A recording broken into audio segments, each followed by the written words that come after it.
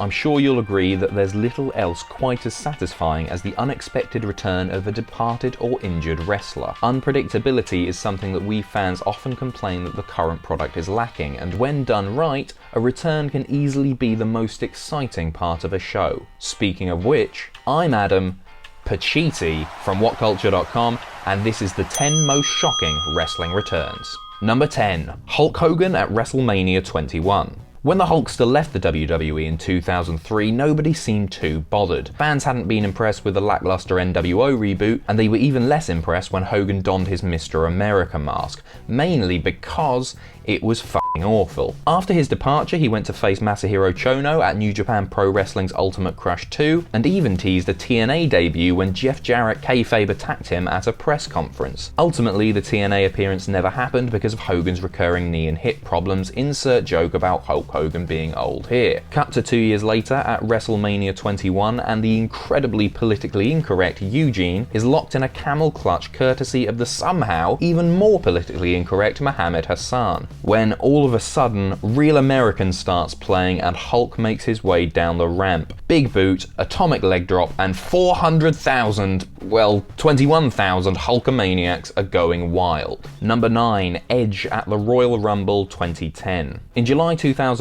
at a live event in San Diego while teaming with Chris Jericho, Edge suffered a torn Achilles tendon. It was initially reported that he could be out of action for up to a year, so nobody even considered that they might see him just 6 months later at the Rumble. The rated R superstar quickly eliminated former tag partner Y2J and then John Cena to win his first ever Royal Rumble match. But more importantly, look at that beard. Number 8. Goldberg on Nitro. On the December 23rd, 1999 episode of Thunder, Bill Goldberg was seeking revenge on a newly reformed New World Order. Selfishly ignoring the huge expense of luxury rental vehicles, he approached the NWO's limousine and struck the first window with an iron pipe, shattering it spectacularly. Unfortunately, he then managed to drop said iron pipe, and when he couldn't find it, decided to smash the remaining windows with his bare forearm. Exposed flesh plus real glass equals blood. Lots and lots of blood. The ludicrously avoidable injury was so severe that Goldberg wasn't seen on TV again until 6 months later, when he returned to interfere in a handicap match between Kevin Nash and the team of Rick Steiner and Tank Abbott, who had started calling himself Tankberg. Brilliant. Number 7. Brock Lesnar on Raw. The next big thing. The Conqueror. The Beast Incarnate. The 1 in 21-1. Brock Solid. Sher Brock Holmes. Brocky Maivia. The Brock Ness Monster. Broccoli. Whatever you choose to call him, there's no doubt that Brock Lesnar is one scary motherfucker. When he left after his match with Goldberg at WrestleMania 20, which is widely considered to be the greatest professional wrestling match of all time, Lesnar had planned to pursue a career in the NFL. However, after further injury, he ended up being signed to the UFC, where he soon defeated Randy Couture in his third match to become UFC heavyweight champion. Because he's one scary motherfucker. 8 years later, the night after WrestleMania 28, and John Cena is in the ring addressing his once-in-a-lifetime loss to The Rock the previous night. He invites Dwayne to join him in the ring, but oh no!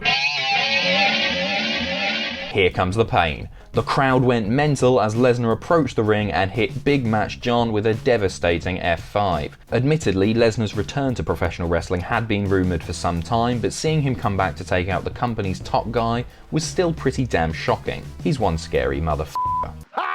Number 6. John Cena at the Royal Rumble 2008. John Cena isn't really human. He's a man with an ungodly ability to recover from any injury in just a few months. Fractured elbow? Not a problem.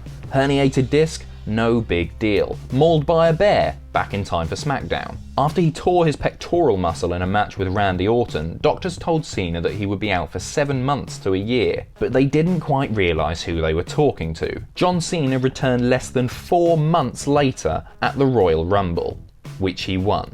The secret to Cena's quick recovery time? Drinking his milk, eating his vitamins, saying his prayers, and getting to come home to Nikki Bella every damn night. John Cena, I wish I was you. Number 5. CM Punk on Monday Night Raw. When CM Punk left with the WWE Championship following Money in the Bank 2011, the line between fiction and reality was blurred in a way that we had never really seen before. In the following weeks, Punk appeared at Comic-Con where he spoke negatively about Chief Operating Officer Triple H, and then appeared at an indie show still wearing the WWE Championship belt. Nobody really knew if he was actually returning to the company, especially when a tournament to crown a new champion was announced for a future Raw. Rey Mysterio won the tournament, then quickly dropped the belt to John Cena on the same night. Lol, Cena wins. John stared down at his fancy new belt when suddenly Living Colour's classic Cult of Personality began playing, and Punk appeared holding the original championship. Both men held their titles in the air and stared each other down to close the show. It was seriously one of the best written and most unpredictable storylines in wrestling history. Well,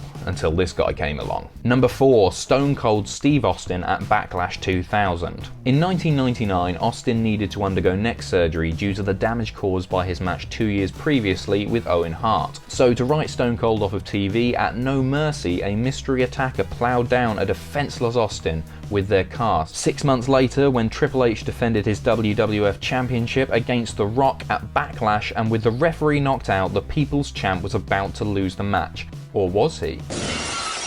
I love wrestling. Austin made his way to the ring and laid out Triple H, Pat Patterson, Gerald Briscoe, Shane McMahon and Vinnie Mac with savage chair shots, allowing Rocky to pick up the win. Of course, later it was revealed that the mystery hit and run driver was none other than Rikishi, who did it for The Rock. Number 3. Ric Flair on Raw. Ric Flair, the styling, profiling, limousine riding, jet flying, kiss stealing, wheeling and dealing, scratch card selling, wife divorcing, airport drinking, disappointment producing son of a gun. On the 19th November 2001 episode of Monday Night Raw, Vince McMahon was preparing to strip Stone Cold of his WWF title, awarding it to Kurt Angle. Just as he was about to hand the belt to Angle, Flair's music hit and Nate appeared in front of a hometown crowd.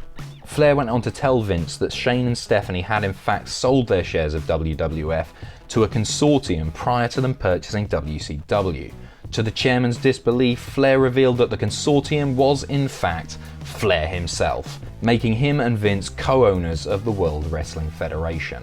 Number 2. Bret the Hitman Hart on Raw. Although it was announced a week in advance, Bret's return on the January 4th, 2010 episode of Monday Night Raw was for many wrestling fans a day we never thought we would see come. Hart left for WCW following what was arguably the most controversial moment in professional wrestling history, the Montreal Screwjob, when, in a championship match against Shawn Michaels, Vince prompted referee Earl Hebner to call for the bell, effectively stripping the Hitman of the title without his prior knowledge. Bret vowed that he would never step in a WWE ring again, so to see him reconcile with longtime enemy Shawn Michaels was a seriously incredible moment. However, when the time came for Bret and Vince to shake hands, Vince kicked Hart square in the cock, a moment which would eventually lead to their god-awful match at WrestleMania 26, something we would all like to forget. And number 1, The Rock on Raw. There are few professional wrestlers who have achieved as much outside the ring as Dwayne The Rock Johnson. I mean, sure, Jesse Ventura became governor of Minnesota,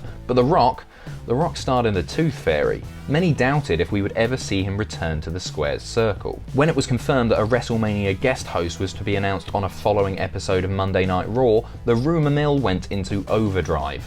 The potential names reported included Shawn Michaels, Donald Trump, Bob Barker, Justin Bieber, Kevin Nash, Randy Savage, and even the cast of Jersey Shore. Thank f*** that didn't happen. As the show neared its end, every light in the arena was turned off, and then